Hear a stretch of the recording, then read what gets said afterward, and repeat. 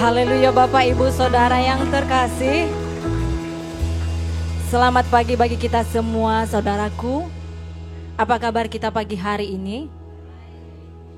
Boleh kita tanya kiri kanan kita, bagaimana sepanjang minggu ini kabarnya? Bagaimana pekerjaannya? Bagaimana anak-anaknya? Bagaimana suami istri, apakah baik-baik saja Bapak Ibu?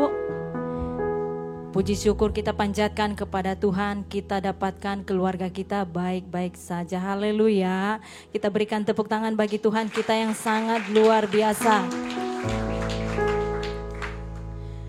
Di mana Bapak Ibu Saudara yang terkasih, kita sangat bersyukur kepada Tuhan di tanggal 16 Februari 2025 kita berkumpul lagi di tempat ini. Amin. Kita juga bersyukur puji Tuhan Bapak Ibu karena kita juga menemukan tema tahunan kita di mana temanya adalah memperluas atau ekspansi. Dasar firman Tuhannya bisa nanti juga Bapak Ibu Saudara baca di Yesaya 54 ayat 2 sampai 3 dan ayat 17. Kita bisa memperluas iman kita, pelayanan kita, apapun juga iman kita Bapak Ibu Saudara. Apakah kita memperluas pekerjaan kita di dalam Tuhan? Apakah gedung kita akan perluas?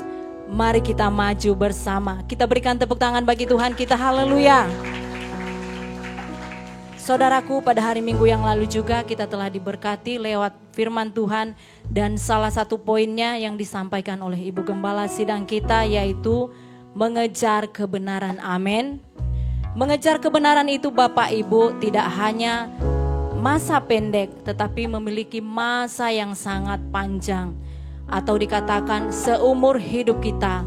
Maka daripada itu Bapak Ibu Saudaraku, kita harus mengejar kebenaran di sepanjang langkah kita, sepanjang hidup kita, supaya kita berkenan di hadapan Tuhan. Amin. Dan pada hari ini juga Bapak Ibu, kita akan diberkati lagi lewat firman Tuhan yang akan disampaikan oleh Dr. Philip dan dengan tema yang baru kita. Haleluya. Pada hari Kamis yang akan datang juga Bapak Ibu Saudaraku, kita akan diundang untuk masuk di dalam ibadah komunitas kita yaitu kaum bapak, kaum ibu. Di tempat ini di GKI Padang dimulai pukul 7.15 WIB. Bapak Ibu Saudara, angkat tangan mana yang bapak dan ibunya? Kita saling mengingatkan supaya kita hadir bersama-sama. Amin. Dan pada hari ini Bapak Ibu Saudara ada juga belajar agama untuk kelas 1 sampai kelas 6 SD. Ingatkan bagi anak-anak kita supaya mereka masuk di dalam pembelajaran agama. Saya undang kita untuk bangkit berdiri. Saya akan bacakan ayat renungan kita terlebih dahulu yang terdapat di dalam Roma 1 ayat 17. Di sana berkata, sebab di dalamnya nyata kebenaran Allah yang bertolak dari iman dan memimpin kepada iman. Seperti ada tertulis, orang benar akan hidup oleh iman. Kita baca bersama Roma 1 ayat 17. Sebab di dalamnya nyata kebenaran Allah yang bertolak dari iman dan memimpin kepada iman. Seperti ada tertulis, orang benar akan hidup oleh iman. Haleluya, Tuhan Yesus memberkati kita. Haleluya, kita berikan sorak-sorak lagi bagi nama Tuhan.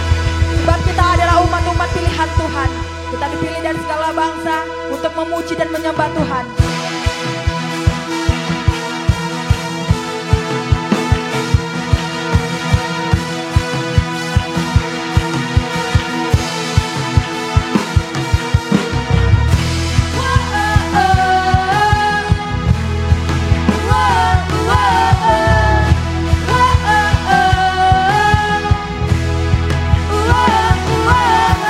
Mari kita semua umat pilih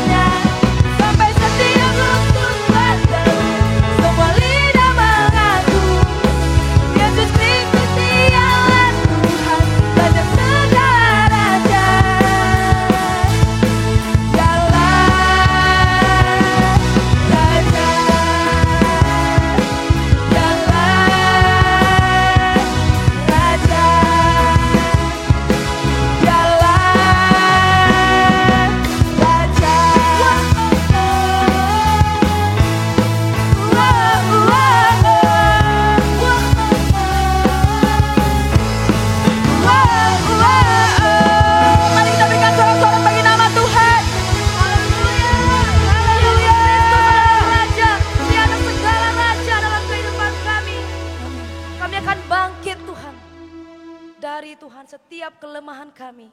Karena Engkau yang memberikan kami kekuatan untuk Tuhan senantiasa berjalan dalam kemuliaan-Mu. Amin. Kami bersyukur Tuhan pada hari ini kami boleh kembali hadir bersama di dalam beribadah, memuji dan meninggikan Engkau. Dan kami mau menghidupi setiap kebenaran-Mu dalam kehidupan kami. Karena itulah Tuhan yang kami kejar dalam kehidupan kami, yaitu kebenaran-Mu. Terima kasih Tuhan.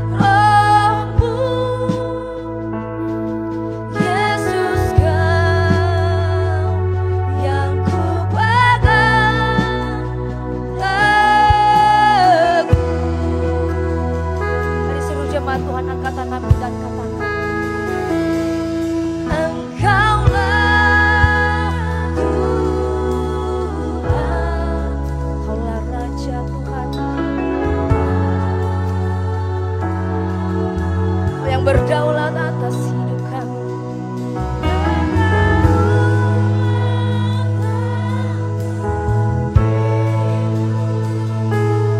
Ku berserah penuh, berserah penuh di dalam hadirat-Mu Tuhan, karena Engkaulah menjadi kekuatan kami. Kami mau katakan, kami mau rindu senantiasa bersekutu dengan Engkau.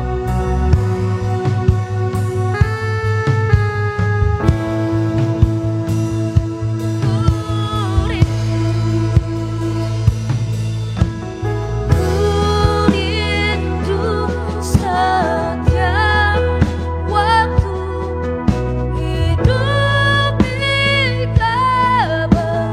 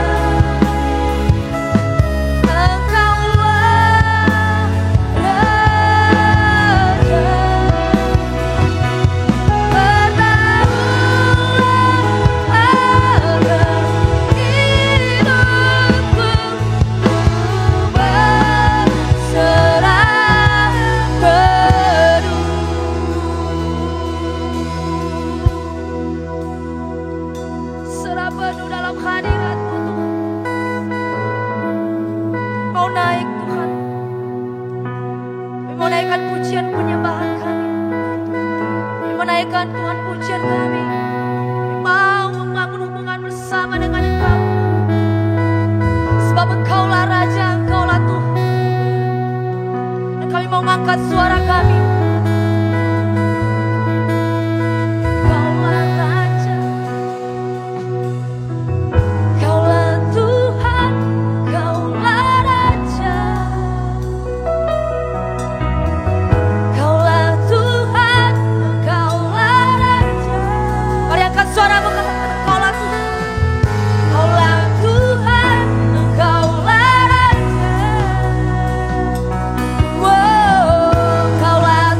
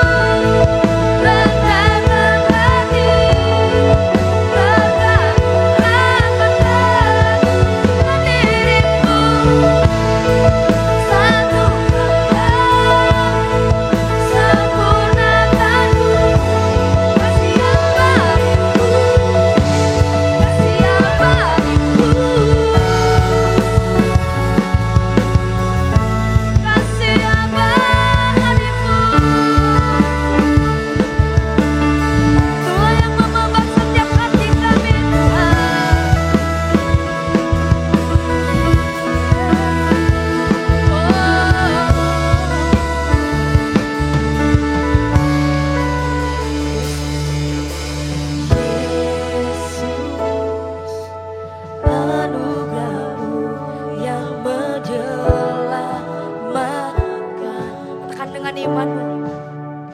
Kristus, Kristus, wajah-Mu kan ku cari selamanya.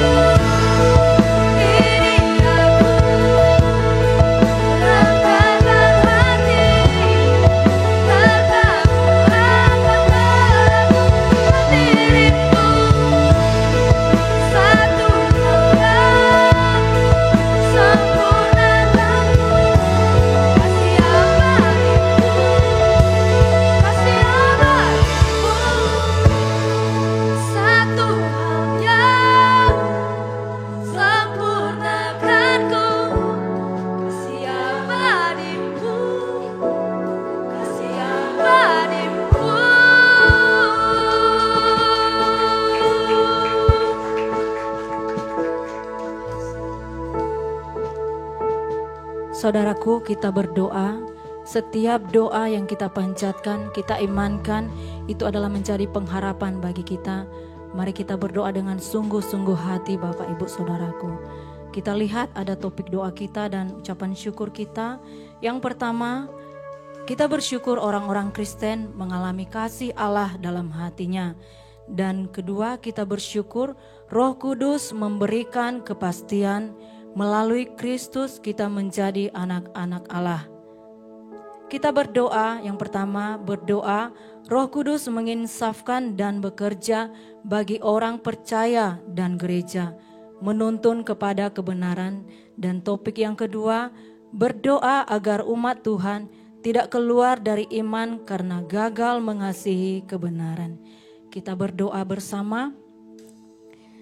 Kami bersyukur ya Bapa, karena Kau adalah Allah yang sangat baik bagi kami, di mana juga kami bersyukur Tuhan, Engkau kirimkan Roh Kudus-Mu bagi kami sebagai bukti kasih-Mu Bapa.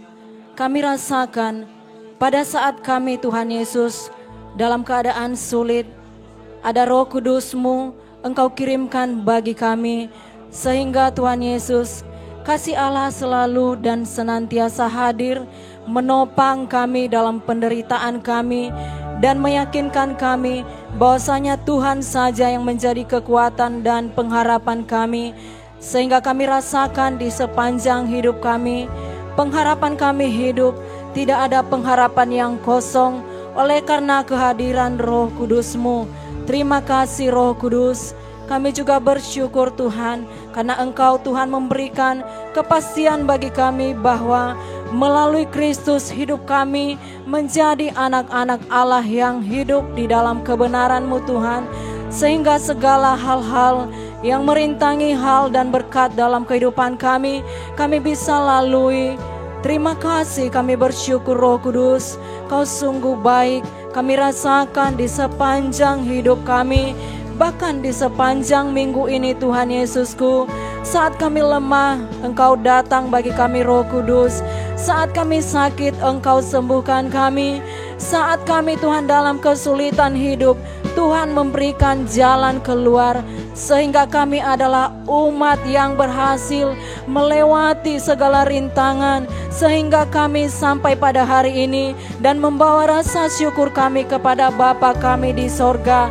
Terima kasih ya Tuhan. Kami juga berdoa ya Bapa, supaya Roh Kudus-Mu senantiasa menginsafkan setiap hati kami yang tidak percaya, setiap hati kami yang lupa pada setiap kebenaran-Mu, setiap kami yang gagal juga Tuhan dalam melakukan kebenaran firman-Mu. Biarlah Roh Kudus-Mu menginsafkan setiap orang-orang percaya, termasuk kami dan gereja-gereja-Mu Tuhan. Kami berdoa ya Tuhan, supaya Engkau menuntun kami kepada kebenaran-Mu Tuhan yang hidup, dan hidup kami berpatok pada kebenaran-Mu Tuhan. Kami yakin kami mampu Tuhan, oleh karena ada Roh Kudus-Mu di dalam kehidupan kami ya Bapa.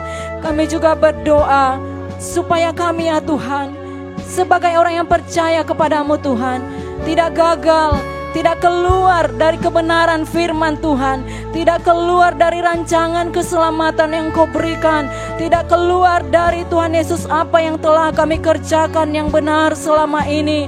Tetapi kami bertahan ya Tuhan, kami berdiri sebagai orang-orang benar, kami berdiri di dalam penderitaan kami bermegah hanya di dalam Kristus saja Tuhan. Karena kami tahu Tuhan Yesusku, Engkau yang meneguhkan kami dan memelihara kebenaran firman Tuhan itu yang telah Engkau nyatakan bagi kami lewat Kristus Tuhan dan Juru Selamat kami. Kami tahu Tuhan kami tidak mampu, tetapi ada Tuhan yang menguatkan kami. Ada Roh Kudus yang memegang tangan kami. Ada Bapa di sorga yang senantiasa memantau setiap langkah kami, sehingga setiap keputusan yang kami ambil, setiap langkah yang kami ambil, setiap Tuhan Yesus kebersamaan di dalam setiap kehidupan kami, dalam keluarga kami adalah orang-orang yang keluar sebagai pemenang. Terima kasih Tuhan, kami yakin dan percaya, iman kami teguh di dalam Tuhan, iman kami percaya kepada Tuhan, iman kami tetap kuat, bahkan hidup kami dipadatkan dengan kebenaran-kebenaran yang kami dengarkan setiap saat, setiap waktu, bahkan kami akan menjadi pelaku kebenaran firman-Mu. Terima kasih ya Bapa, terima kasih Yesusku, terima kasih Roh Kudus. Kau adalah Roh penghibur bagi kami, Kau adalah Roh penguat dalam kehidupan kami, Kau adalah Roh penolong dan segalanya dalam kehidupan kami. Terima kasih Tuhan.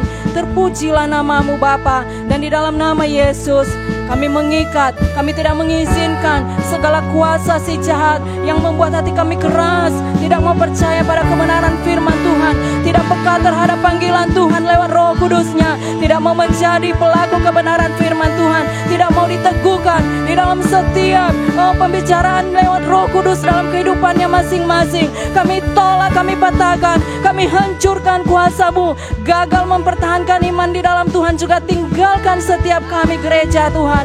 Terima kasih Bapa, kami bersyukur kepadamu. Ajaib Engkau Tuhan. Haleluya, haleluya. Orang-orang yang telah percaya dan diberkati, mari kita berkata amin.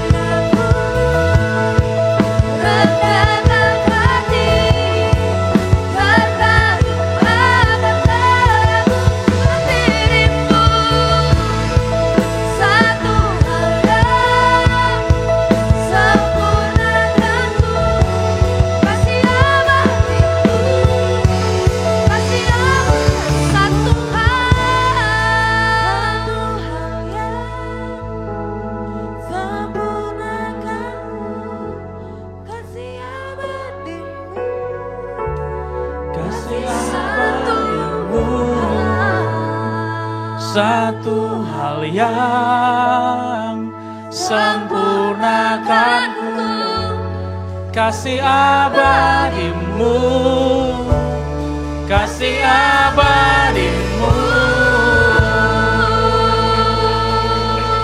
Haleluya, haleluya. Hanya kasih-Mu Tuhan yang menyempurnakan, hanya kasih-Mu Tuhan yang selamatkan kami, kasih-Mu menghidupkan kami, kasih-Mu menyempurnakan kami. Haleluya, haleluya. Kami kembalikan segala kemuliaan, segala pujian hanya bagi-Mu Tuhan. Kau layak, Kau layak Tuhan, Kau layak. Di atas segalanya Tuhan, Engkau layak dalam kehidupan kami. Tidak ada yang seperti Engkau. Tidak ada yang bisa menyempurnakan hidup kami selain daripada kasih-Mu. Kami datang dengan segala ketidaksempurnaan kami, dengan segala kekurangan dalam kehidupan kami. Kami datang dengan segala kesalahan kami, sebagaimana kami apa adanya. Kami tahu dan percaya bahwa Engkau Tuhan menerima kami dan tidak pernah menutup tangan-Mu kepada kami. Di dalam segala kekurangan, kami menyadari bahwa kasih-Mu yang membuatnya semuanya menjadi sempurna. Kami dilayakkan untuk boleh memuji dan menyembah-Mu, untuk meninggikan-Mu. Semua ini karena kasih-Mu saja. Dan kasih-Mu abadi, tidak akan pernah hilang oleh apapun, tidak akan pernah mati oleh karena zaman, bahkan oleh karena ilah apapun. Kasih-Mu akan selalu ada dalam kami. Dan kasih-Mu yang menyempurnakan dan membantu kami mengerti akan firman yang akan kami dengarkan. Sebentar kami akan dengarkan firman-Mu Tuhan.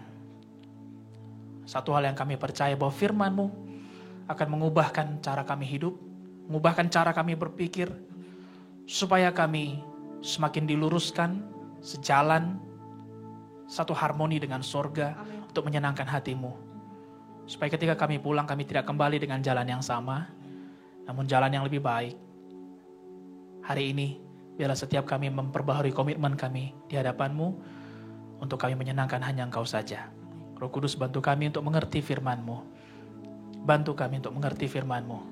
Lembutkan setiap hati. Sehingga firman-Mu tidak jatuh di tanah yang berbatu, tidak jatuh di tanah yang bersemak duri, namun jatuh di tanah yang subur. Bantu kami untuk mengerti firman-Mu. Sesulit apapun, setidak suka apapun akan firman-Mu, satu hal kami percaya, hanya firman Tuhan yang sanggup untuk mengubahkan kehidupan kami, membuatnya menjadi lebih baik, dan kami serahkan hidup kami hanya ke dalam tangan-Mu saja. Di dalam nama Yesus, sama-sama kami siap dengan firman Tuhan. Berkati yang berbicara, berkati saya juga, Tuhan urapi, sehingga yang disampaikan hanyalah kebenaran firman Tuhan saja. Di dalam nama Yesus kami ucap syukur, dan semua kita berkata, amin. Silakan duduk, Bapak Ibu Saudara, jemaat Tuhan sekalian.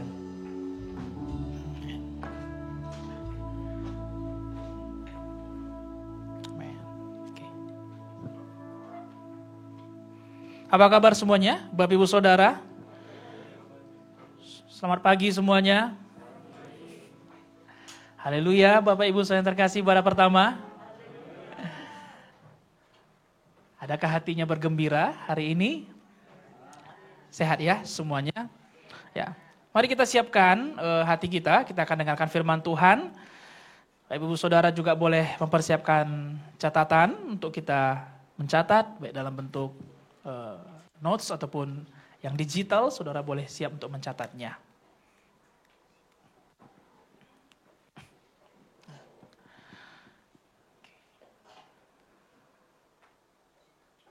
Oke. Nah, kita bersyukur ya bahwa kita sudah mempublish ataupun menemukan apa yang menjadi tema kita pada tahun yang baru ini, yaitu 2025. Sebagaimana disampaikan tadi oleh Ibu Meli, tema kita adalah memperluas. Boleh sama-sama katakan memperluas. Ya, dengan ekspresif katakan memperluas. Ya, atau dalam bahasa Inggrisnya itu expand atau ekspansi, yaitu memperluas daripada lahan ataupun lokasi.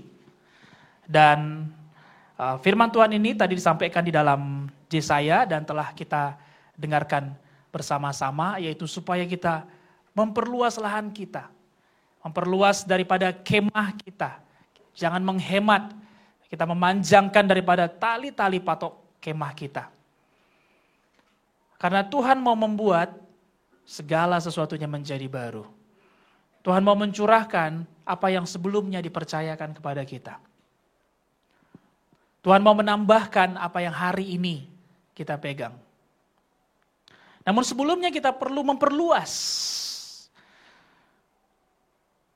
Karena anggur yang baru tidak akan pernah dicurahkan ke dalam kantong anggur yang lama.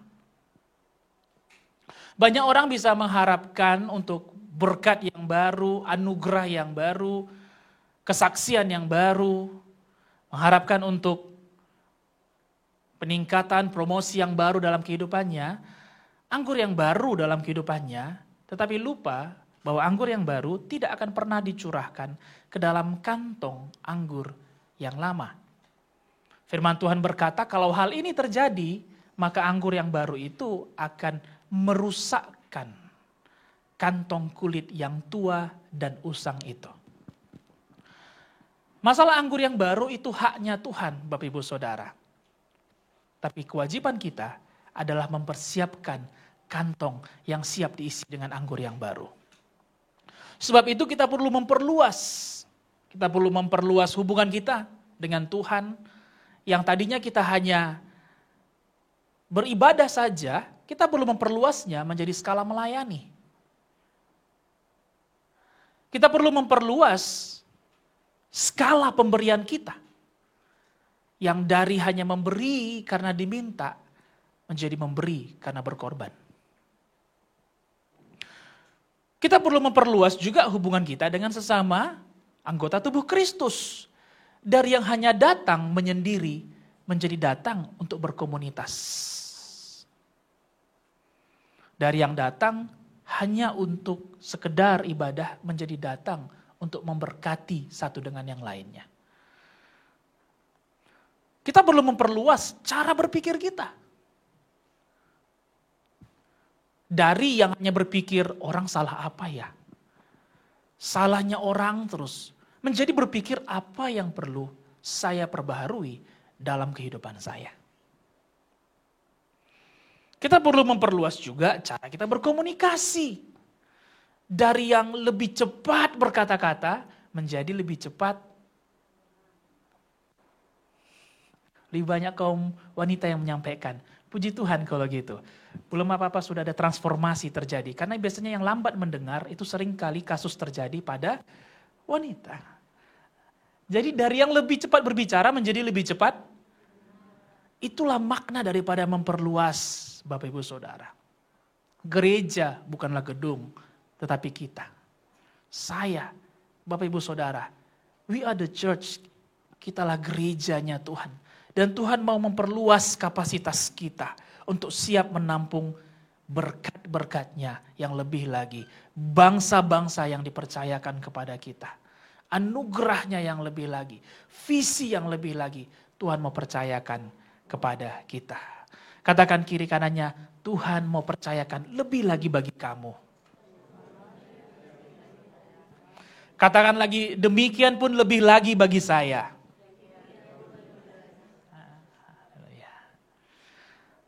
Kami percaya bahwa tema ini dapat terjadi dalam kehidupan kita dan sama-sama kita kerjakan di tahun 2025 ini, Bapak Ibu Saudara. Puji Tuhan, kita akan masuk dalam tema bulanan kita, yaitu latihan untuk kehidupan. Training for life. Hari ini saya buat judulnya yaitu latihan-latihan kecil. Small little trainings. latihan-latihan kecil. Tidak terasa ya, ini sudah minggu ke-3 bulan Februari. Sebentar lagi Februari habis, sudah Maret, sudah 1/4 tahun kita lalui. Kalau tidak berjaga-jaga, tahun ini bisa lewat begitu saja. Mari kita berjaga-jaga Bapak Ibu Saudara. Hari Kamis yang lalu kami ada ibadah youth dan kami sangat diberkati karena hari itu yang menyampaikannya adalah orang tua rohani kami yaitu Ibu Gembala Sidang. Izinkan saya untuk menyampaikan berkat-berkat ini karena saya sangat yakin ini semua bagi kita. Pada hari Kamis yang lalu, Ibu Gembala Sidang mengatakan bahwa kita perlu untuk beribadah kepada Tuhan. Ibadah ini adalah kerinduan Kristus setelah menyelamatkan kita dari perbudakan dosa. Ibadah artinya membangun hubungan dengan Tuhan. Jadi setelah kita menerima penebusan dosa oleh darah Yesus, setelah kita lahir baru, tanda kita terhubung dengan Dia adalah kita beribadah kepada Allah.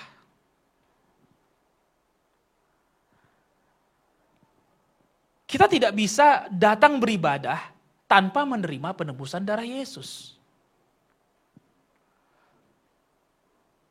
Orang-orang bisa saja datang ke gereja, mengikuti kebaktian, tetapi tanpa menerima darah Yesus, tanpa menerima penebusannya, membangun hubungan dengan Dia, maka itu hanyalah sekedar sebuah event, seremoni biasa. Kita datang dan kemudian kita pulang. Kita tidak bisa terhubung dalam ibadah yang benar tanpa menerima penebusan darah Yesus. Ibadah adalah latihan rohani. Sama-sama katakan latihan rohani. Kita perlu untuk menaruh perhatian khusus kepada pertumbuhan rohani kita, tidak hanya kepada perkembangan fisik kita. Oh, ini tahun baru, apa yang baru ya? Style apa yang baru ya? Gimmick-gimmick apa yang baru ya? Tren apa yang sedang baru? Kendaraan apa yang sedang hits? Berita apa yang sedang viral di tahun yang baru? Tidak. Kita perlu memusatkan perhatian kita lebih fokus kepada pertumbuhan rohani kita. Lebih daripada sekedar apa yang baru di dalam fisik kita. 1 Timotius 4 ayat 8 di dalam terjemahan sederhana Indonesia, firman Tuhan berkata demikian. Dibandingkan latihan jasmani yang terbatas gunanya, manfaat latihan rohani tidaklah terbatas. Karena hal itu membawa berkat, baik untuk hidup yang sekarang maupun yang akan datang. Latihan rohani, mari kita baca bersama-sama. Latihan rohani adalah dengan menjalankan hidup yang semakin berkenan di mata Allah. Sebagaimana tema kita dalam bulan Januari dan Februari, yaitu latihan untuk kehidupan. Di sini kita akan belajar bahwa latihan yang paling utama adalah latihan rohnya kita. Latihan rohaninya kita. Bukan berarti latihan fisik tidak penting. Bukan berarti kita tidak perlu menjaga makanan kita, menjaga tidur kita, menjaga exercise-nya kita, menjaga keuangan kita. Itu pun berguna Bapak Ibu Saudara. Tetapi ada yang lebih berguna dan tidak terbatas gunanya. Yang sanggup menyelamatkan kita baik hidup hari ini maupun untuk hidup yang akan datang. Namanya adalah latihan rohani. 1 Timotius 4 berkata bahwa latihan rohani adalah ibadah kita. Keluaran 23 ayat 24 sampai 25. Janganlah engkau sujud menyembah kepada Allah mereka atau beribadah kepadanya. Dan janganlah engkau meniru perbuatan mereka. Tetapi haruslah engkau memusnahkan sama sekali patung-patung berhala buatan mereka. Dan tugu-tugu berhala mereka haruslah kau remukkan sama sekali. Tetapi kamu harus beribadah kepada Tuhan Allahmu. maka Ia akan memberkati roti makananmu dan air minumanmu, dan Aku akan menjauhkan penyakit dari tengah-tengahmu. Allah memperingatkan orang Israel agar jangan kehidupan mereka menjadi jauh daripada Tuhan karena kehidupan orang-orang lain yang ada di sekitar mereka. Di dalam perjalanan kehidupan bangsa Israel, mereka akan berjumpa dengan bangsa-bangsa lain, khususnya bangsa-bangsa yang belum mengenal Tuhan, yang belum percaya kepada Allah yang hidup. Allah memperingatkan mereka supaya jangan karena kehidupan orang lain tersebut, mereka menjadi jauh daripada Tuhan. Bukankah itu yang terjadi dalam kehidupan kita, Bapak Ibu Saudara? Mungkin pada hari ini waktu kita ibadah dalam sebuah kebaktian, kita akan berjumpa dengan orang-orang yang sama-sama percaya kepada Tuhan. Menyembah Tuhan yang hidup. Namun, setelah kebaktian ini selesai, kita akan kembali kepada kehidupan kita. Dan kita akan melihat ada banyak orang, bahkan lebih banyak orang, yang tidak percaya kepada Tuhan yang berada di sekitar kita.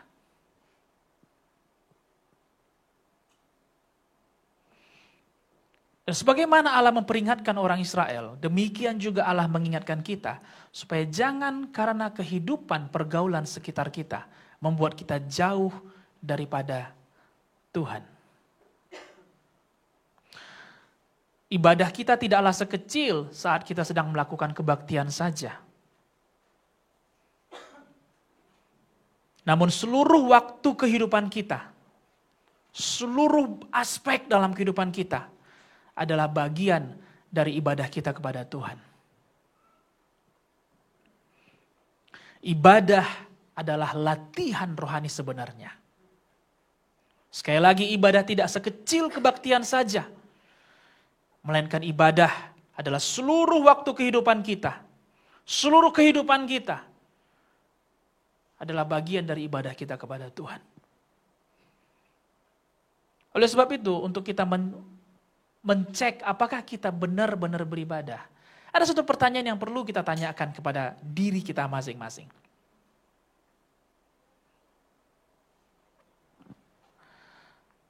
Apakah kita hanya membangun hidup kita untuk semakin dihormati manusia, atau kita membangun hidup kita lebih utama untuk semakin berkenan di hadapan Allah? Di dalam 1 Timotius 4 ayat 8 tadi berkata bahwa latihan rohani adalah membangun hidup yang semakin berkenan di mata Allah. Hari ini, khususnya masih di awal tahun, masih di bulan-bulan awal di 2025, kita perlu putuskan Bapak Ibu Saudara. Apakah kita mau membangun hidup yang hanya dihormati manusia, atau lebih fokus kepada membangun hidup yang berkenan di hadapan Tuhan?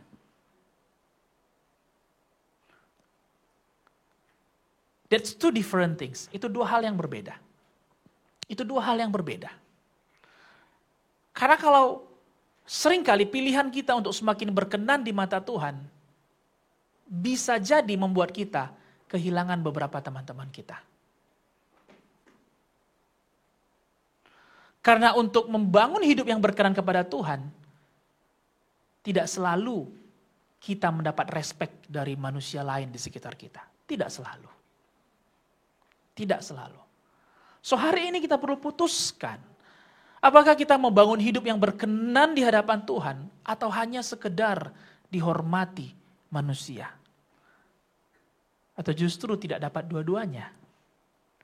Dihormati manusia pun tidak, berkenan di hadapan Tuhan pun tidak. Roma 12 ayat 1 di dalam terjemahan Alkitab yang mudah dimengerti berkata seperti ini. Karena itu saudara-saudaraku, aku mohon agar kamu menanggapi kebaikan Allah yang sudah dicurahkan kepadamu. Serahkanlah tubuhmu sebagai persembahan hidup kepadanya. Biarlah hidupmu hanya bagi Allah dan senangkanlah Dia. Inilah caranya kamu beribadah kepadanya. Ibadah tidak bisa dipisahkan dari sebuah persembahan.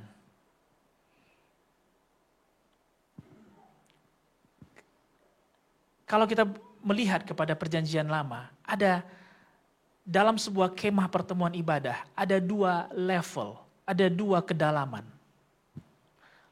Level yang pertama adalah tempat kudus, dan di belakangnya adalah level yang maha kudus. Untuk masuk ke dalam daerah level yang kudus, imam-imam biasa boleh ke sana. Tetapi untuk masuk ke dalam level yang maha kudus, inti daripada kemah pertemuan, hanya imam besar yang sudah ditunjuk yang boleh masuk ke sana. Dan untuk masuk, dia perlu membawa persembahan. Let's say sebagai tiket masuknya. Untuk melayakkan dia masuk ke dalam tempat maha kudus. Yesus telah menjadi persembahan bagi kita. Persembahkan hidupnya di kayu salib, mati bagi kita. Dan karena darahnya membuat kita bisa masuk, sehingga tidak hanya orang tertentu saja yang bisa datang untuk memuji Tuhan, untuk menyembah Tuhan. Tidak hanya orang tertentu saja yang bisa datang untuk beribadah kepada Tuhan. Tetapi semua orang yang menerima kasih karunia-Nya boleh datang beribadah kepada Tuhan. Tetapi kita tidak bisa datang beribadah tanpa persembahan.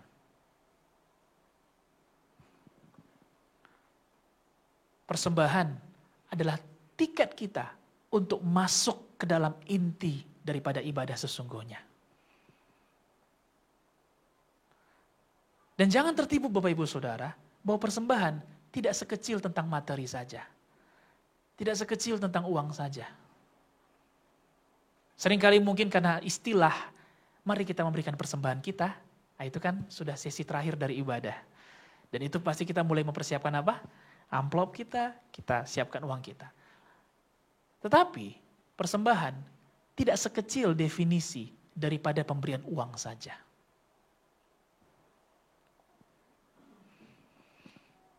Karena persembahan yang sesungguhnya haruslah hidup kita masing-masing. Membangun hidup yang berkenan kepada Tuhan adalah respon yang paling tepat kepada pengorbanan Yesus di kayu salib. Mempersembahkan hidup artinya membangun hidup yang menyenangkan Allah. Inilah ibadah kita yang sesungguhnya. Orang yang hanya hidup untuk dihormati manusia dan tidak peduli apakah hidupnya berkenan di hadapan Tuhan. Orang yang hanya membangun hidupnya untuk mendapatkan respek daripada orang-orang sekitarnya, tetapi tidak mau membangun hidupnya untuk berkenan di mata Tuhan. Hanyalah mereka yang malang yang berpikir bahwa hidup ini hanyalah sekedar di dunia saja. Dan lupa bahwa ada kehidupan yang akan datang. Bapak Ibu Saudara yang terkasih, kita perlu sekali menyadari, mengingat bahwa ada penghakiman setelah kematian. Bukan supaya kita takut, ada akhirat, ada penghakiman, lalu kemudian kita takut. Lalu kemudian kita semuanya serba menjadi di gereja saja, tidak mau keluar, kita menjadi orang yang aneh. Sikit-sikit bicara penghakiman, sikit-sikit bicara akan dibinasakan, tidak. Tetapi kita perlu mengingat bahwa seluruh pilihan kita dalam hidup kita di dunia ini akan menentukan apakah kita akan masuk dalam kematian yang kekal atau dalam kehidupan yang kekal. Itu bukan terjadi nanti, tetapi hari ini pilihan kita. Bahkan pilihan-pilihan sepele yang kita buat menentukan apakah kita akan semakin dekat dengan kehidupan yang kekal atau semakin dekat dengan kematian yang kekal. Dan perlu kita sadari, dalam Amsal 11 ayat 19, firman Tuhan berkata seperti ini. Siapa berpegang pada kebenaran yang sejati, menuju hidup. Saya yakin kita semua mau bersama-sama melatih diri kita untuk hidup, amin. Siapa yang berpegang pada kebenaran sejati, menuju hidup. Tetapi siapa mengejar kejahatan, menuju kematian. Bukankah kita memang semua akan sama-sama mati? Kita pasti akan mati, amin Bapak Ibu Saudara. Tubuh kita nggak akan selamanya ada di dunia ini. Itu suatu hal yang pasti. Tidak ada orang yang hidup selamanya. Lalu apa yang dimaksud oleh Raja Salomo dalam kitab Amsal bahwa siapa berpegang pada kebenaran yang sejati menuju hidup. Tetapi siapa mengejar kejahatan menuju kematian. Lah kan kita akan mati, kenapa nggak sama-sama kita kejar kejahatan? Lalu apakah hidup yang dimaksud? 1 Korintus 15 ayat 19.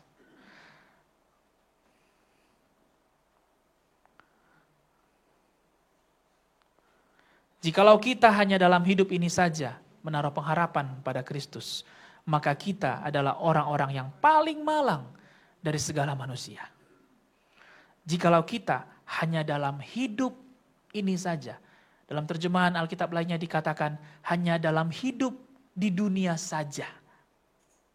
Artinya ada hidup yang tidak di dunia.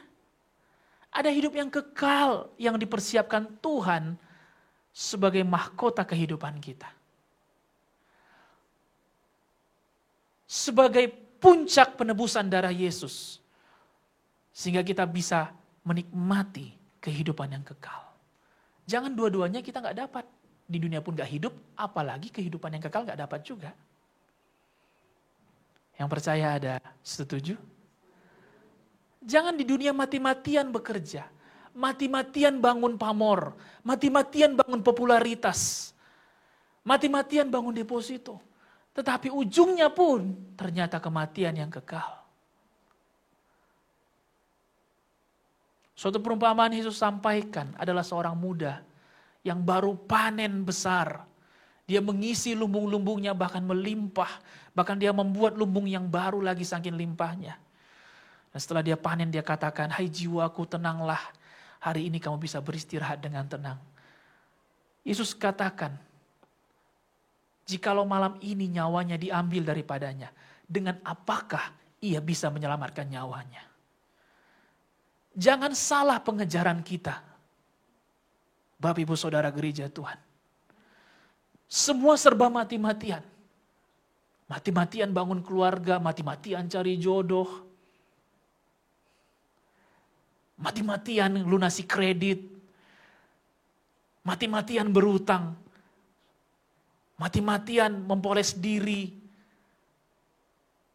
Mati-matian beli makeup yang paling mahal, yang paling viral. Mati-matian pingin putih. Mati-matian pengen kinclong. Tapi saking sibuknya mati-matian itu, ternyata pengejaran kita hanya berujung kepada kematian yang kekal. Dua-duanya gak dapat. Saya mau katakan paling tidak, kehidupan yang kekal kita harus temukan.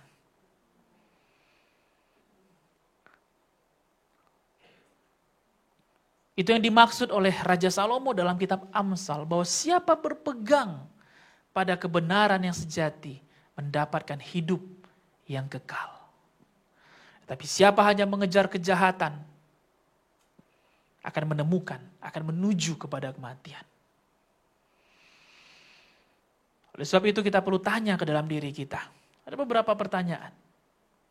Apakah kita datang beribadah kepada Tuhan hanya supaya ia memenuhi makan minum kita saja? Atau kita datang untuk bersyukur kepadanya?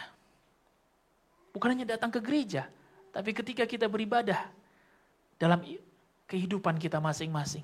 Apakah kita hanya bangun hubungan dengan Tuhan supaya kita bisa makan, minum, supaya pakaian kita dicukupkan?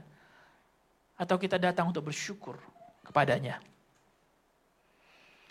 Apakah kita menjalankan perintahnya karena terpaksa? Atau menyadari bahwa perintah Tuhan itu berguna untuk memperbaiki kehidupan kita?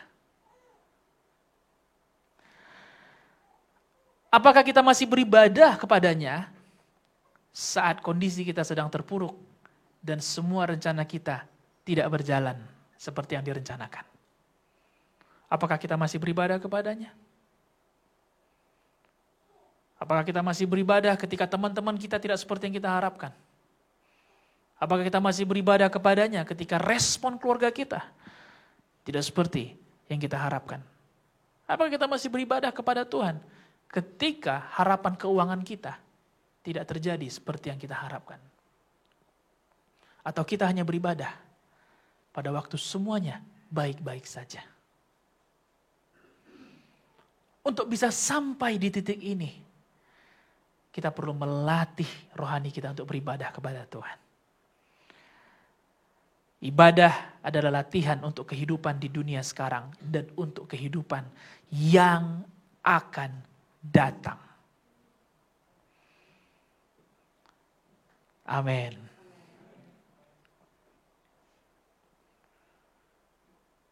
Ibadah adalah latihannya. Bagaimana cara kita membangun hidup kita sehari-hari? Apakah hanya berkenan ataupun dihormati manusia, atau kita lebih berfokus kepada membangun hidup yang berkenan di hadapan Tuhan? Sekali lagi, hal ini tidak bisa terjadi sekali dua. Karena seringkali pilihan kita untuk dihormati manusia justru membuat kita semakin jauh daripada Tuhan.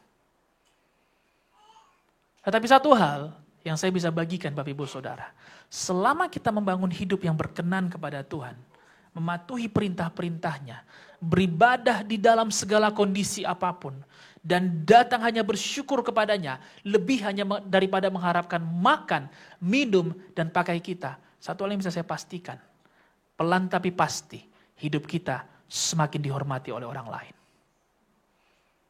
Tidak langsung, tapi pelan dan pasti, hidup kita semakin disegani oleh orang-orang lain. Amin Bapak Ibu Saudara. Karena selama kita membangun hidup di hadapan Tuhan, membangun rohani kita, melatih rohani kita, sekali lagi anggur baru itu adalah bagiannya Tuhan untuk diberikan kepada kita. Berapa banyak di sini siap untuk menerima anggur baru dari Tuhan? Tanya sebelahnya, kamu siap? So ayo latihan. Amin. Nah pertanyaannya, kenapa saya perlu latihan? Ya kan? Kenapa perlu latihan? Kenapa seseorang atlet perlu latihan? Karena ada apa? Karena ada pertandingan. Kenapa kita perlu belajar di sekolah? Karena akan ada ujian. Kalau nggak ada ujian, kalau nggak ada pertandingan, kalau tidak ada tantangan, tidak perlu latihan. Tetapi Paulus justru mengatakan kepada Timotius bahwa latihlah dirimu beribadah. Mungkin dia bisikkan sama Timotius, Tius, karena ada tantangan untuk beribadah. Mungkin tidak tercantum di sini. Tetapi karena ada tantangan, maka latih dirimu beribadah. Kalau nggak ada tantangannya, nggak perlu latihan. Bapak Ibu Saudara mengerti sampai di sini? Kalau nggak ada tantangannya, kita nggak perlu latihan. Nah, apakah tantangan yang kita hadapi? Tantangannya berasal daripada dinamika-dinamika dalam kehidupan kita. Apa saja? Ada beberapa hal yang saya catat. Yang pertama, dinamika kesibukan. Tidak bisa dipungkiri, kita mungkin berkata, kok hari-hari ini cepat kali berlalunya. Kok rasanya satu hari itu udah gak 24 jam lagi ya. Baru hari Senin udah, ya udah hari Selasa. Udah Senin, Senin lagi. Kita merasa waktu ini begitu pendek, begitu cepat. Dan kita disibukkan dengan segala pekerjaan kita. Ibu rumah tangga disibukkanlah, hari ini kotor, besok kotor lagi, lusa pun kotor. Cuci baju, lusa cuci baju, lusanya lagi cuci baju. Seorang bapak, kepala rumah tangga sibukkan, hari ini harus banting tulang cari uang, besok cari uang lagi, lusa pun cari uang. Hari ini bayar tagihan, minggu depan bayar tagihan, 2 minggu lagi bayar tagihan, sibuk. Gak ada kita yang gak sibuk. Paling tidak sibuk berdiam diri. Ada juga. Tapi kita pasti sibuk. Ada lagi yang sibuk bermedia sosial. Itu pun sibuk. Dinamika apa lagi? Pertemanan. Bahwa teman kita bisa datang silih berganti. Hari ini mungkin sekeliling kita lebih banyak mereka yang percaya Tuhan. Wah, kita menjadi lebih mudah untuk beribadah. Tapi beberapa waktu setelahnya ternyata karena kesibukan kita, karena pekerjaan kita, karena kita banyak bergaul, level kita makin naik, promosi makin naik. Ternyata teman-teman kita sudah 70-30, lebih banyak 70% yang belum percaya kepada Kristus. Di situ tantangannya. Tantangan apa lagi? Dinamika apa lagi? Jarak. Ada yang pindah rumah. Yang awalnya rumahnya hanya 1 kilometer dari gereja. Atau justru di sekitarnya tetangganya banyak yang orang-orang percaya. Satu 4D, satu komunitas. Lebih mudah untuk beribadah. Sikit dia salah, nanti jangan gitu. Panjang sabar. Rupanya pindah rumahnya ke tempat yang isinya adalah orang-orang yang barbar. Bahkan kesalahan kecil pun bisa menjadi perang dunia. Tidak ada lagi yang mengingatkan. Di situ tantangan ibadahnya terjadi. Dinamika apa lagi? Perubahan usia. Pada waktu kita lebih muda. Pada waktu saya lebih muda. Untuk dari Pasaman Barat mengejar kemari naik bus, sepertinya terjang ajalah brother gitu. Mau naik truk ayam, bus ayam, gas aja. Sekarang mungkin kalau saya berpikir, ngeri juga ya. Belum tentu saya akan ulangi, belum tentu. Karena semakin kita tua, siapa di sini yang semakin tua? Iya, kalau tidak mengakui itu sebuah kebohongan. Ya, kita perlu. Iya kan?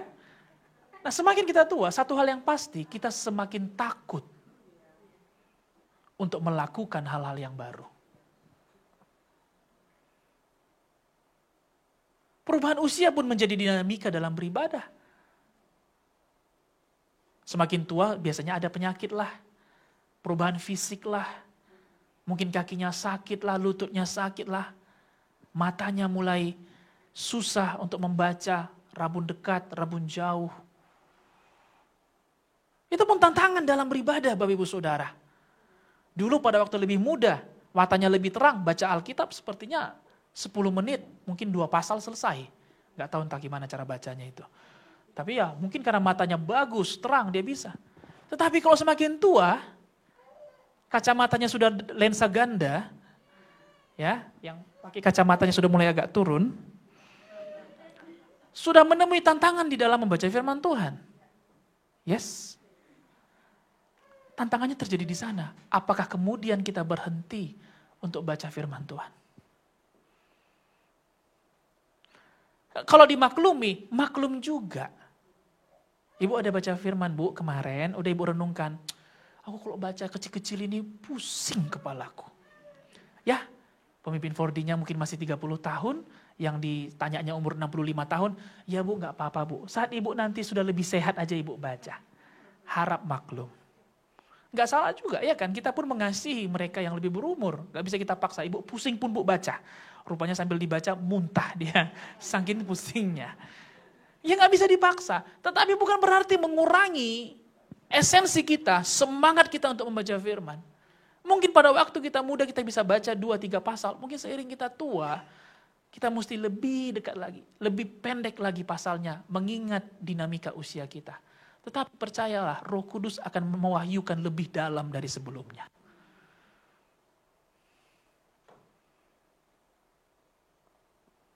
Amin.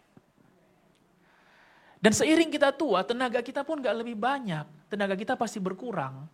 Gak ada itu makin tua dia makin energik. Tiba-tiba dia lompat sana, lompat sini. Enggak.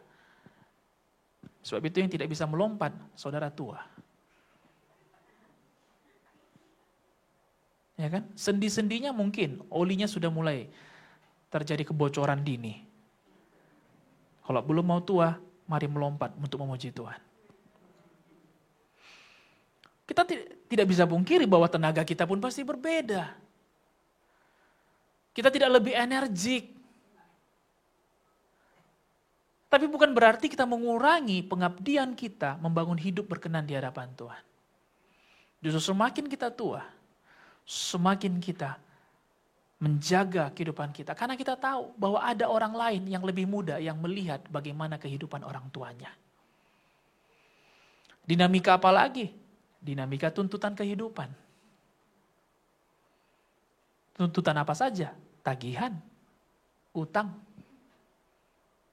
Dulu mungkin lebih mudah bagi kita untuk memberi. Belum kenal namanya pinjaman.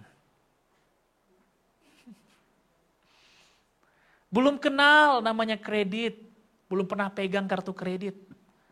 Semua serba nabung, setelah bisa tabung baru beli sesuatu. Tapi setelah kenal yang namanya kredit, kartu kredit, pinjaman, koperasi. Semua serba pinjam. Akhirnya apa? Tantangan terjadi bagaimana untuk memberikan perpuluhan. Tantangan terjadi bagaimana untuk berkorban. Untuk acara tertentu, untuk event tertentu. Tantangan terjadi bagaimana caranya untuk bisa pergi bersama-sama perkunjungan. Tantangan terjadi bagaimana untuk bisa memberikan persembahan materi kembali kepada gereja. Tantangan terjadi. Itu dinamika yang terjadi dalam kehidupan kita. Suka atau tidak, dinamika ini pasti terjadi. Pada waktu ulang tahun Keke pada bulan Januari yang lalu, saudara-saudara. Waktu itu hari Minggu dan kami sebenarnya sudah sepakat untuk merayakan ulang tahunnya. Itu libur panjang waktu itu, yang ada Senin, Selasa, Rabu libur. Kami sudah sepakat untuk merayakan ulang tahunnya, doa bersama, makan bersama, sebagaimana tradisi budaya dalam keluarga kami. Nah, saya bercerita mengenai saya. Pada hari itu saya menerima telepon dari pasien. Dan ternyata karena libur panjang, jalanan Padang ini menjadi macet. Dari jarak, padahal yang mau dikunjungi jaraknya pendek, tetapi macet sekali. Bahkan ada satu lampu merah yang biasanya saya cuma 1 kali kena, menjadi 4 kali kena. Saking ramainya. Apakah hal itu bisa diubah pada hari itu? Ya nggak bisa, namanya libur panjang kan. Volume kendaraan pasti meningkat. Orang-orang luar datang ke Padang dan kemudian ini. Tapi saya memilih untuk mengunjungi pasien saya. Tibalah di satu lampu merah, pasien saya menelepon saya, "Dok, kunjungi dulu mama saya ya." Dokter di simpang rumahnya kan, ke mama saya dulu, baru ke saya. Saya sudah terjebak, nggak bisa lagi bilang enggak. Karena saya sudah di simpang rumahnya. Sebenarnya bukan dibilang nggak bisa bilang enggak, sudah sungkan mengatakan tidak. Akhirnya saya ke rumah ibunya, ternyata di rumahnya ada lagi 2 pasien lagi, oke. Dan kemudian setengah 9 jam 8 saya baru ke rumah pasien saya yang seharusnya saya tuju, dan saya sampai di rumah jam 9 malam. Semua orang sudah siap berdoa. Murung semuanya. Wah, saya nggak bisa bilang, "Ngapa kok murung semuanya? Saya akan bekerja, saya akan begini." Bisa. Apa yang saya carikan untuk keluarga ini? Kenapa pada murung semuanya? Senyum. Bisa saja. Tetapi saya menyadari betapa sedihnya perasaan adik saya karena saya tidak datang. Karena biasanya saya salah satu promotor setiap kali ada yang ulang tahun. Saya tim horenya, tim hore utama. Dan kemudian pada ulang tahunnya saya tidak bisa datang. Bukan sebuah kesengajaan, tapi karena pilihan yang salah. Membuat saya terjebak dalam dinamika dan tidak bisa keluar lagi. Kalau kita tidak bisa membuat pilihan yang tegas dalam hidup ini, kita suka tidak suka akan terjebak dalam dinamika kehidupan kita. Akan terjebak dalam kesibukan kita. Akan terjebak dalam pertemanan kita. Akan terjebak dalam jarak kita. Akan terjebak dalam tuntutan kehidupan kita. Akan terjebak di dalam perubahan usia kita. Kalau hari ini kita tidak terbiasa memilih, maka tidak ada lagi waktu untuk memilih selain terjebak di dalam dinamika-dinamika kehidupan kita. Kita perlu mengisi kemerdekaan hidup yang Tuhan berikan dengan pilihan-pilihan hidup yang benar. Kalau hari itu saya katakan, "Bang, saya nggak bisa, abang saja dulu ya." Itu sudah tidak mungkin, karena itu sudah pilihan yang kedua. Pilihan yang pertamanya saya harus sampaikan, Bang bisa nggak besok saja atau nanti. Saya harusnya bisa bilang, Mak, kayak mana kalau kita rayakan lebih cepat karena saya mau pergi ke pasien. Saya mulai kehilangan prioritas pada hari itu. Sehingga semua menjadi murung. Dan tidak bisa diulang lagi. Tidak bisa diulang lagi. Ada yang bisa mengulang waktu di sini? Ya, kalau ada yang melihat di media sosial ada orang hidup di tahun berapa tiba-tiba flashback ini, jangan selalu percaya ya Bapak Ibu Saudara ya. Lalu seolah-olah saudara bisa mengulang waktu. Tidak. Satu hal, setiap hari ada musimnya, pengkhotbah katakan. Dan tidak akan terulang lagi. Seharusnya di dalam pilihan pertama saya katakan, Bang bisa nggak lebih malam? Setelah itu saya telepon ibu saya, Mak kita rayakan lebih awal yuk supaya saya bisa pergi. Dan semua bisa berjalan. Tapi saya lupa pada hari itu mengenai pilihannya.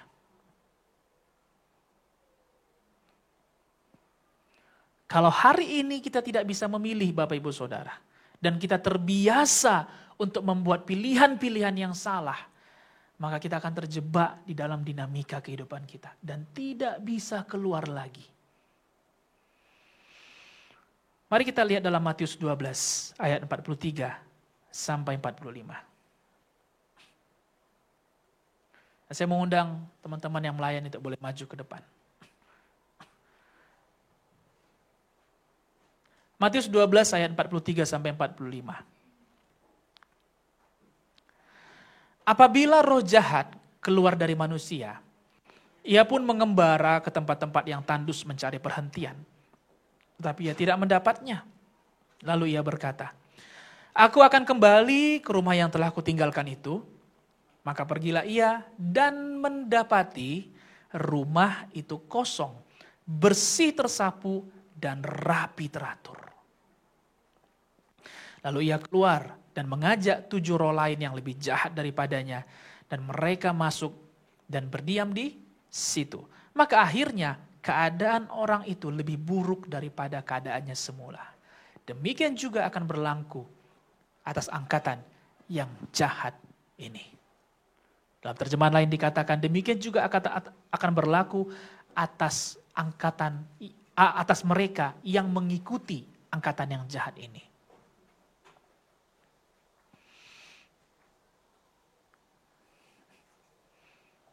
Roh jahat itu kemudian pergi. Setelah kita menerima penebusan darah Yesus. Setelah kita mengakui bahwa Dia adalah Tuhan dan Juru Selamat kita. Roh yang baru Tuhan berikan kepada kita. Roh yang lama disingkirkan. Tetapi selanjutnya, apa yang mau kita pilih? Kita mesti training, kita mesti latihan. Kita mesti mulai membuat pilihan dalam hidup ini. Supaya apa? Supaya 44, ketika roh jahat itu mau kembali, nah di sini persoalannya. Ayat 44 berkata, roh itu mendapati rumah itu apa? Kosong. Gak ada apa-apa. Gak ada planning. Gak ada pilihan. Semua serba mengalir sajalah. Semua serba mengikuti dinamika yang terjadi. Gak ada pilihan. Gak ada kebenaran firman. Gak ada pengorbanan. Gak ada ibadah. Gak ada pelayanan. Gak ada kasih, kosong. Bersih tersapu. Blank, bersih tersapu, gak ada apa-apa. Rumah kalau bersih-bersih banget aneh juga ya Bapak Ibu Saudara. Ya kan? Pastilah ada sedikit banyaknya debu. Tanda rumah itu dikerjakan. Dan rapi teratur. Monoton. Sebuah rumah kalau hari ini sofanya di sini, belum tentu 10 tahun lagi sofanya di situ. Karena kalau ada orang tinggal di rumah itu, maka mungkin setiap tahun ada perubahan letak posisi rumahnya. Isi rumahnya maksud saya. Benar? Karena kalau begitu saja akan terjadi apa? Kebosanan.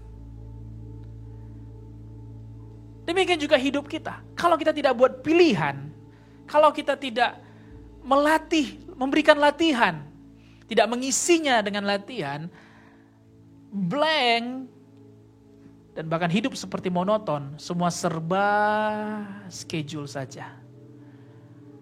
Tidak kita sisipkan untuk latihan rohani kita. Maka ketika setan datang, dia lihat, wow, kosong, bersih. Dia tidak datang sendiri, dia akan datang bersama teman-temannya. Dan kondisinya jauh lebih buruk.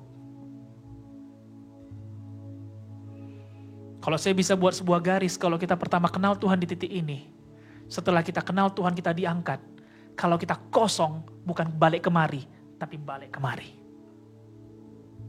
Ke minus, lebih buruk daripada sebelumnya.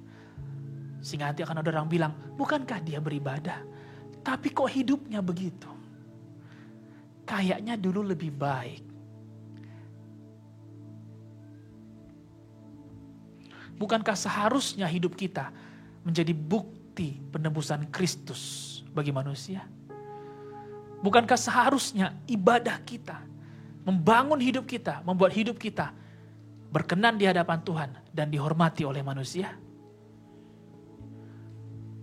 Sehingga ketika orang lihat, dia setelah ibadah, dia setelah yang katanya dia pergi ke gereja, dia katanya setelah dia lahir baru, hidupnya berubah ya. Dia lebih sabar ya. Dia lebih mau memberi ya. Dia lebih bisa tahan mulut ya. Dia lebih dekat, attach dengan keluarganya ya. Wow. Itulah hidup yang diubahkan. Karena hidupnya gak kosong.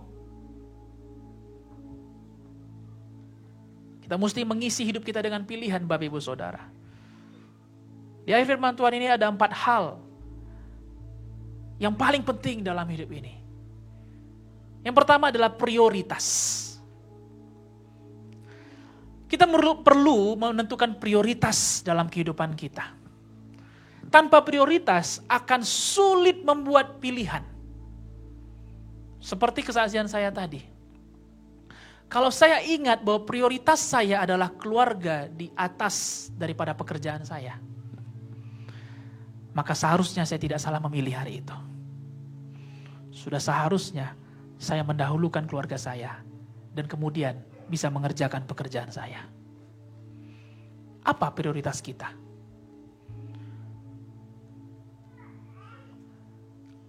Apakah hanya mau membangun hidup yang dihormati manusia? Atau prioritas kita yang paling utama membangun hidup berkenan di hadapan Tuhan? Apa prioritas kita? Lebih dekat sama keluarga kita atau lebih dekat sama teman-teman kita? Kalau kita punya prioritas, tidak sulit menentukan pilihan. Yang kedua adalah pilihan.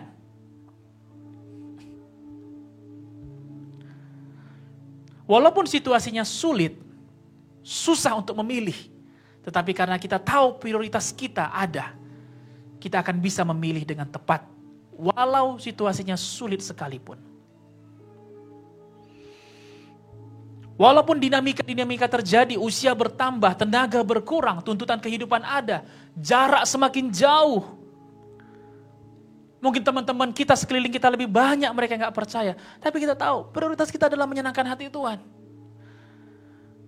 Prioritas kita adalah membangun hidup yang berkenan di hadapan Tuhan. Maka ketika ada orang ajak, ayolah kita sekongkol dulu untuk membuat contekan pada ujian kita. Kita tahu prioritas kita bukan hanya dapat nilai 100, tapi berkenan di hadapan Tuhan. Maka kita tetap memilih untuk tidak mencontek. Tapi kalau gak punya prioritas, kita akan mulai menghitung buah baju. Mencontek, tidak mencontek, tidak mencontek. Tidak mencontek, mencontek, tidak mencontek, mencontek, tidak mencontek. Bingung membuat pilihan. Serba digantungkan kepada ramalan, serba digantungkan kepada pilihan orang lain. Tidak terlepas tua muda, kita perlu membuat pilihan dalam hidup ini, Bapak Ibu Saudara. Teman-teman anak-anak muda pun perlu diberikan ruang untuk membuat pilihan dalam hidup ini. Supaya pilihannya membuat semakin berkenan di hadapan Tuhan. Yang ketiga adalah gaya hidup. Pilihan-pilihan kecil dalam hidup ini akan menuntun kepada perubahan gaya hidup. Pilihan-pilihan yang kita anggap sepele. Pilihan-pilihan yang kita anggap, ini kan ngapain sih harus memilih ini? Justru pilihan kecil itu yang menentukan gaya hidup kita.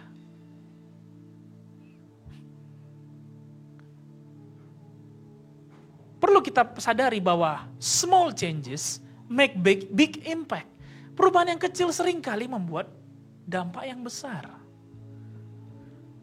Orang sering fokus kepada harus perubahan yang besar, harus perubahan yang fantastis, harus memiliki gedung gereja yang besar. Ini gereja, Bapak Ibu Saudara.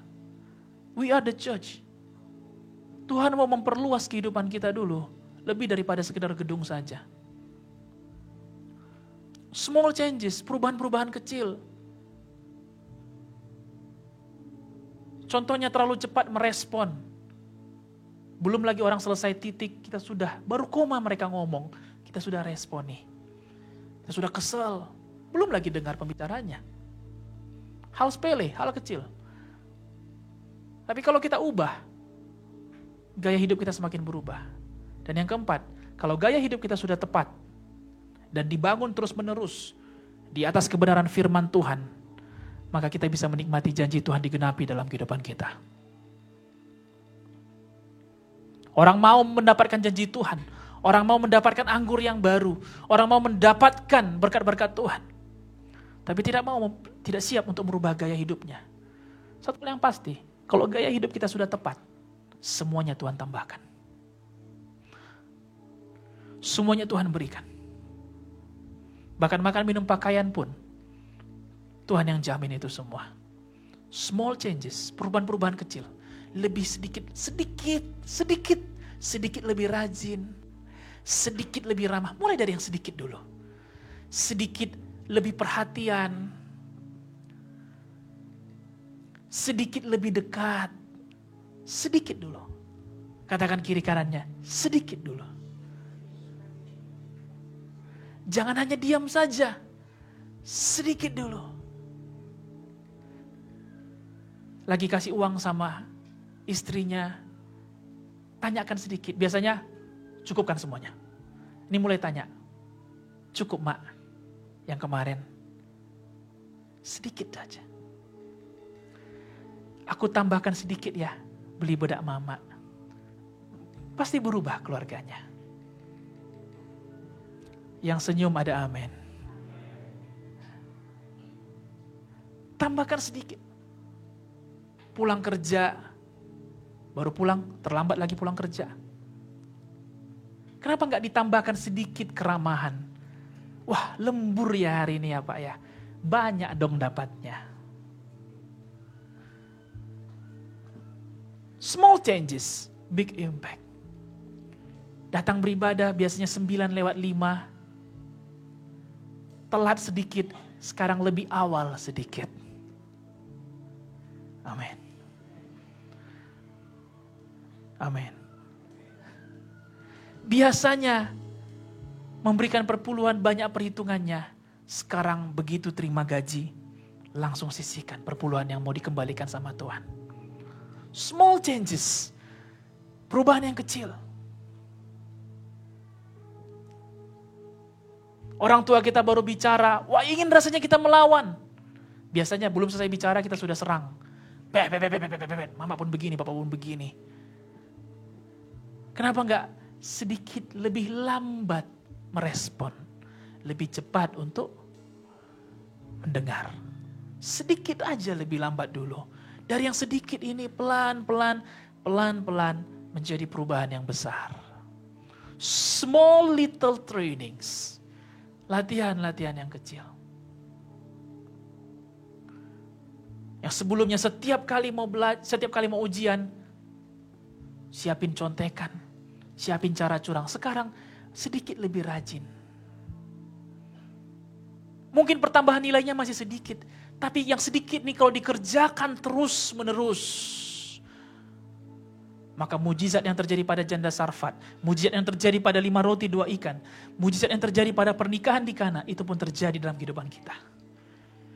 Small changes. 1 Yohanes 3 ayat 6 dalam terjemahan sederhana Indonesia berkata, jadi setiap orang yang bersatu dengan Kristus tidak akan terus-menerus berbuat dosa. Kalau seseorang yang terus berbuat dosa, berarti sebenarnya dia tidak mengerti tentang Kristus dan tidak pernah mengenalnya. Kita semua orang yang mengenal Yesus, mengenal Kristus. Kita semua yang telah ditebus oleh darahnya, oleh kematiannya. Biar hari ini firman Tuhan ini mengajari kita untuk tidak terus tetap menjadi pendosa. Kita bisa berdosa, tapi kita bukan pendosa. Kita mungkin bisa jatuh dalam dosa, tapi kita tidak terus-menerus membuat pilihan yang salah untuk tetap tinggal di dalam dosa. Hari ini, mulai buat pilihan-pilihan kecil yang berdampak signifikan.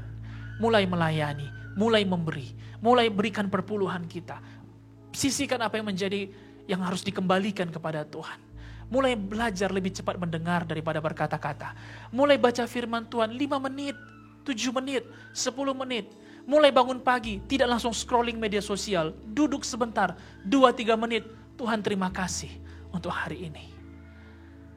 Malam hari sebelum tidur, jangan sibuk melihat apa pencapaian orang. Scrolling media sosial kita, melihat lalu kemudian kita merasa, aduh kok hari ini aku masih kurang ya, dia sudah bisa jalan-jalan, dia sudah makan ini. Ketimbang itu lebih baik kita bersyukur kepada Tuhan. Ambil 2 menit, 3 menit, Tuhan terima kasih buat hari ini. Lebih daripada kita sibuk untuk mencari siapa teman kita, siapa yang bisa temani kita mengobrol, siapa temani kita bergosip. Kenapa tidak waktu yang sedikit itu kita mungkin tanya kabar keluarga kita bagaimana. Bagaimana Mak? Bagaimana Pak hari ini? Bagaimana Bang? Bagaimana Kak? Small changes, perubahan yang kecil membuat dampak yang besar. Amin. Tuhan Yesus memberkati. Mari kita bangkit berdiri dan kita berdoa. Kami bersyukur Tuhan karena hari ini kami boleh dengar firman-Mu kembali.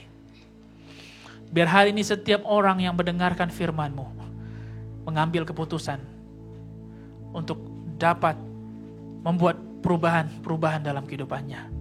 Untuk membuat pilihan-pilihan, walaupun kecil, sepele sekalipun, ajari kami untuk bisa mengambil pilihan tersebut. Amin. Dalam cara kami berbicara, dalam cara kami berpikir, bertindak, melakukan pekerjaan kami, dalam membangun keluarga kami, dalam berteman, dalam berusaha, dalam segala aspek kehidupan kami. Inilah ibadah kami sesungguhnya. Amin. Inilah ibadah kami sesungguhnya. Latihan untuk membangun hidup yang semakin berkenan di hadapan Tuhan. Kami latih diri untuk membuat pilihan-pilihan yang tepat. Amin. Untuk membuat pilihan-pilihan walaupun kecil sekalipun. Karena setiap pilihan yang kecil dapat menghasilkan dampak yang besar di dalam kehidupan kami. Terima kasih Tuhan. Biar firman-Mu ini semakin disempurnakan. Roh Kudus bantu kami, tolong kami. Tidak mudah untuk bisa mengerjakan firman. Tetapi Roh-Mu lebih daripada cukup. Amin. Untuk membantu kami mengerjakan firman Tuhan. Ambil seluruh kehidupan kami, ini milik-Mu. Kami tidak hanya mau membangun hidup yang dihormati manusia, tetapi membangun hidup yang berkenan di hadapan Tuhan. Bantu kami untuk menentukan prioritas, sehingga kami bisa lebih mudah menentukan pilihan. Dan pilihan itu membuat gaya hidup kami tepat, berkenan di hadapan Tuhan. Dan biarkan kami hidup menikmati janji Tuhan dalam hidup kami. Di dalam nama Yesus kami bersyukur. Haleluya. Amin. Amin. Amin. Silakan duduk Bapak Ibu Saudara yang terkasih.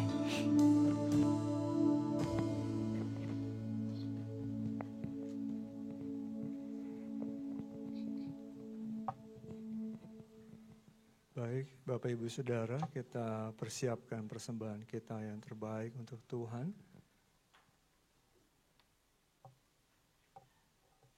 Mari kita berdoa. Tuhan Yesus, terima kasih buat kasih setia-Mu dalam hidup kami. Terima kasih buat pemeliharaan-Mu Tuhan. Kami boleh ada sampai hari ini oleh karena anugerah-Mu. Tuhan Yesus, kembali kami datang kepadamu bukan dengan tangan hampa, tetapi membawa persembahan kami, hidup kami, bahkan rupiah kami juga ya Tuhan. Kami sadar semua yang ada pada kami berasal daripadamu. Kami bersyukur Tuhan, Engkau memberkati hidup kami. Tuhan Yesus, kami berdoa kiranya Tuhan memberkati setiap orang, tempat di mana kami bekerja, marketplace kami, perusahaan tempat kami bekerja, bahkan juga pasar di mana tempat kami berdagang, ataupun perusahaan transportasi, atau dimanapun Tuhan. Kiranya Tuhan menolong, mengasihi, dan memberkati mereka. Terima kasih Tuhan Yesus. Kami bersyukur kepadamu ya Tuhan, bahwa Engkau memberikan benih untuk ditabur dan juga roti untuk dimakan. Oleh sebab itu kami mau menabur untuk rumah Tuhan, untuk pekerjaan Tuhan. Kuduskanlah rupiah-rupiah ini, persembahan ini ya Tuhan. Pakailah menjadi alat-Mu ya Tuhan. Kami bersyukur persembahan ini Tuhan dipakai untuk kebutuhan operasional gereja. Persembahan ini Tuhan dipakai untuk membantu orang lain yang membutuhkan persembahan diakonia. Kami bersyukur Tuhan, persembahan ini dipakai juga untuk penginjilan supaya jiwa-jiwa diselamatkan ya Tuhan. Terima kasih Bapa, terima kasih. Oleh sebab itu ya Tuhan, kami berdoa kiranya Engkau memberkati setiap kami. Genapilah firman-Mu yang berkata, beri maka kepadamu akan diberi. Apa yang kami tabur itu yang kami tuai. Barang siapa menabur banyak, dia akan menuai banyak. Kami percaya Tuhan, Engkau membuka tingkap-tingkap di langit, mencurahkan berkat-Mu sampai berkelimpahan pada hidup kami, sehingga kami boleh menjadi berkat bagi orang lain. Berkatilah setiap umat-Mu, jemaat-Mu, pekerjaan mereka, usaha, dagang, apapun mereka yang kerjakan, Tuhan membuat berhasil di dalam nama Yesus. Kami juga berdoa bagi jemaat Tuhan yang sedang membutuhkan pekerjaan. Kiranya Tuhan mengirimkan orang-orang yang murah hati. Kiranya Tuhan menjamah orang-orang yang tepat Tuhan. Memberikan pekerjaan yang terbaik, pekerjaan yang tidak menghalangi ibadah. Kami berdoa, mungkin ada jemaat Tuhan yang terlilit utang, masalah ekonomi. Kiranya Tuhan memberi hikmat bijaksana sehingga solusi jalan keluar mujizat terjadi. Terima kasih Tuhan, berkati hamba-Mu Bapak Alek dan Ibu Mensi sebagai kolektan, berkati kami semua. Dan kami bersatu mengusir roh jahat, penghalang berkat Tuhan, sakit penyakit, kegagalan, kerugian, kesialan, kami tolak di dalam nama Yesus Tuhan. Tinggalkan perbendaharaan kami, tinggalkan hidup kami, tinggalkan rumah tangga kami. Di dalam nama Tuhan Yesus, kami memberi dengan sukacita. Haleluya, amin. Amin. Kita akan memberikan persembahan kita yang terbaik. Kita memilih untuk bagian yang menjadi yang terbaik hanya bagi nama Tuhan saja.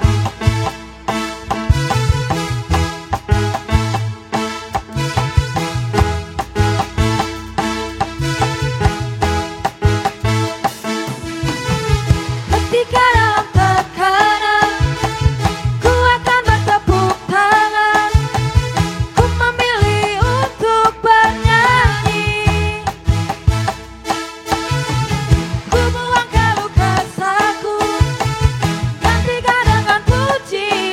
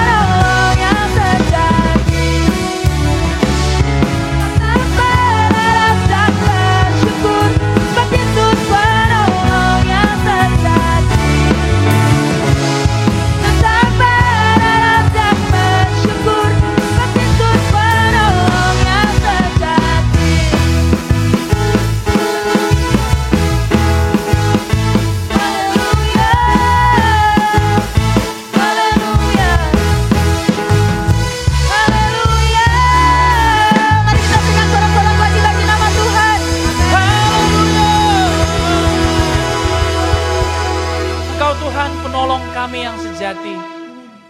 Engkau Tuhan kekuatan segalanya dalam kehidupan kami. Di dalam segala hal yang tidak kami mengerti, dalam segala kondisi kami percaya Engkau Tuhan kami Tuhan. Tuhan yang tetap setia selama-lamanya, memegang kendali dalam kehidupan kami. Kami bersyukur kami bisa beribadah hari ini, bisa memberikan persembahan kami kepadamu Tuhan, untuk memberkati banyak orang. Terima kasih kami boleh memuji, menyembah-Mu dengan segala yang kami punya. Biarlah ibadah hari ini menyenangkan hati-Mu saja. Tuhan berkatilah semua yang sudah melayani. Tuhan kuatkan mereka juga. Ada yang akan 2 kali lagi melanjutkan pelayanan. Berkatilah setiap pengorbanan mereka yang melayani. Dan kami siap memasuki minggu yang baru. Kami akan membawa firman-Mu. Kami akan lebih baik lagi daripada minggu sebelumnya. Kami akan belajar untuk membuat pilihan-pilihan yang tepat dalam kehidupan kami. Bahkan di dalam pilihan-pilihan yang kecil, yang kami anggap sepele, kami taruh perhatian khusus, kami sungguh-sungguh mengerjakannya. Dan kami dapat Tuhan mulai memperbaiki cara kami hidup lebih baik lagi Tuhan, sebagai bentuk ibadah kami yang sejati di hadapan-Mu. Roh Kudus tuntun kami, supaya kami dapat menyenangkan Engkau, untuk berjalan dalam kebenaran firman-Mu. Bantu kami untuk dapat mengerjakan firman-Mu Roh Kudus. Terima kasih juga buat pelayanan Gembala Sidang. Tuhan berkati pemimpin rohani kami. Memberikan kekuatan, kami berkati dia, kami ucapkan berkat terus bagi hamba-Mu ini. Untuk menjadi pemimpin, untuk menuntun kami semua sampai pada rencana-Mu. Bagi keluarga Gembala, bagi para full-timer, bagi para pemimpin dan pelayan dalam gereja, Tuhan berkatilah mereka semua. Berdoa juga bagi Indonesia, kami ucapkan berkat atas bangsa dan negara kami. Kami berdoa buat segala hal yang kami dengarkan yang kurang baik, buat segala berita-berita yang tidak baik yang sedang terjadi. Kami berdoa, Tuhan yang pegang kendali. Tuhan yang memberikan perubahan yang lebih baik bagi bangsa kami. Menyadarkan dari setiap kesalahan-kesalahan yang dilakukan oleh pemerintah. Kami belajar terus berperkara dengan Engkau. Yang berdoa juga bagi Sumatera Barat, Kota Padang. Berdoa supaya pembangunan, berdoa supaya penginjilan dapat terus Tuhan melimpah dan terjadi setiap hari bagi Sumatera Barat. Kami lihat banyak orang-orang diselamatkan, mengenal Yesus sebagai Tuhan dan Juru Selamat melalui kehidupan gereja. Berdoa supaya segala rencana yang baik terjadi atas Kota Padang ini. Terima kasih Tuhan, sebentar kami pulang.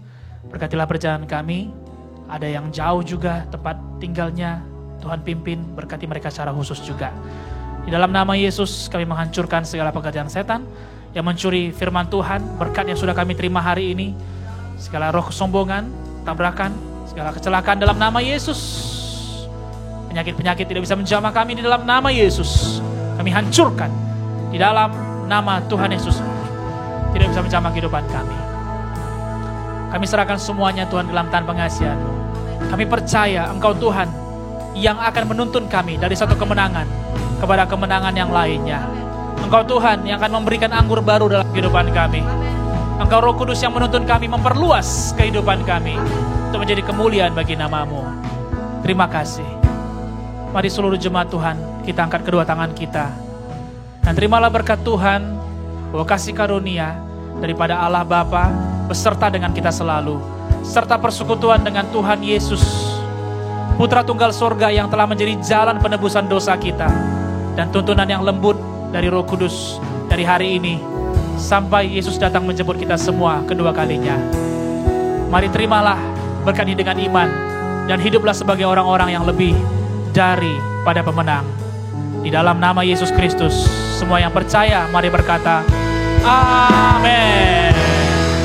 Amin, amin, amin. Amin. Tuhan berkati semuanya. Happy Sunday, sampai bertemu dalam ibadah kita berikutnya.